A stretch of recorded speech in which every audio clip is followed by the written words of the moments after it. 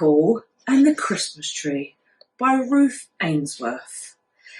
Tabby Cat and the 3 kittens slept in a box under the kitchen table. When the kittens grew bigger and their legs became stronger, Tabby Cat sometimes took them for a walk into the dining room or the sitting room or the hall. In the dining room was a gas fire which hissed and had an angry red face. Winkle, who was the bravest of the kittens, hissed back at it. In the hall was a row of shoes and slippers.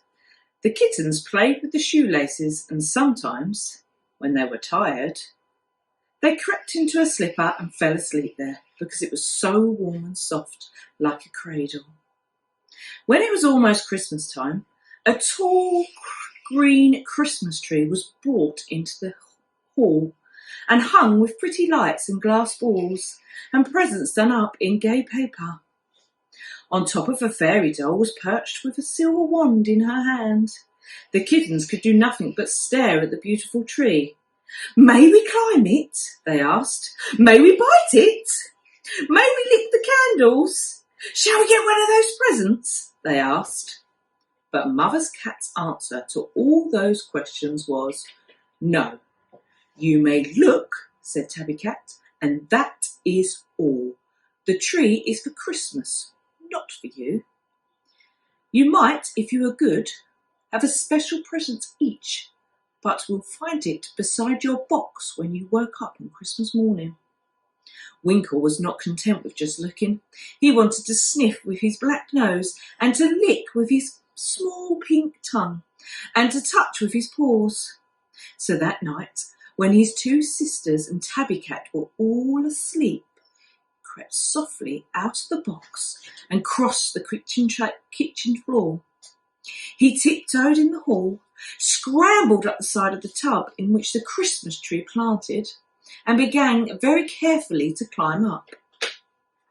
Climbing was not as nice as he expected.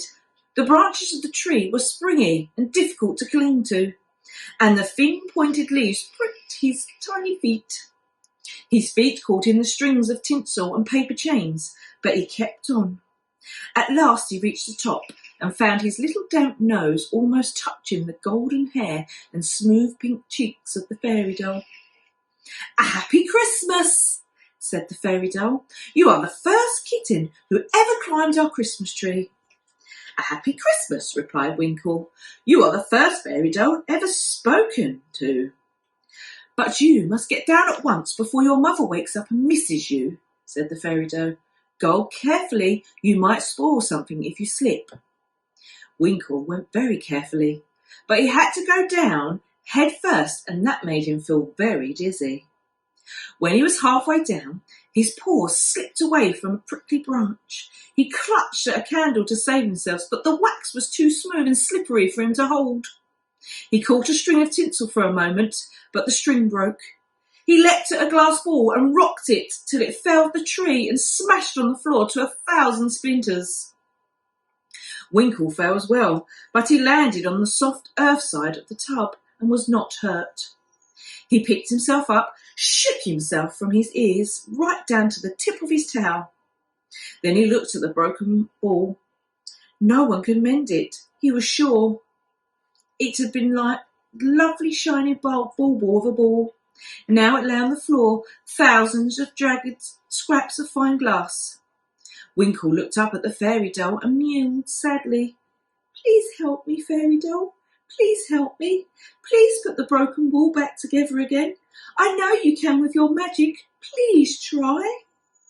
"I will try," said the fairy doll. "But I don't think I can anything as difficult as that."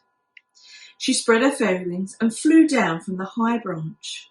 She waved a silver wand over the broken glass ball. Nothing happened. "Try harder," mewed Winkle. "Try harder," the fairy doll whispered to her wand, and she waved it twice. Still, nothing happened. Then she gave the wand a shake and said crossly, "You must try harder, much harder. You must make more magic. You are better than a clothes peg." The magic wand did not like to be scolded, so the third time the fairy doll waved it, it tried very hard indeed. and the tiny glass splinters swept themselves together and made a shiny glass ball again, as good as new. "Thank you, oh thank you," purred Winkle as the fairy doll flew up and hung the glass ball in its proper place on the tree. When the kittens woke up the next morning, they found their presents lying on the kitchen rug beside their bed. There was a ping-pong ball for each of them, and what fun they were. The 3 ping-pong balls rolled all over the floor, and the kittens were chasing after them. Tabby Cat was kept busy, hooking them out with her paw from under cupboards and inside the fender. Winkle never tried to climb the Christmas tree again, but he always waved his tail to the fairy doll when he went into the hall, and she waved her wand back.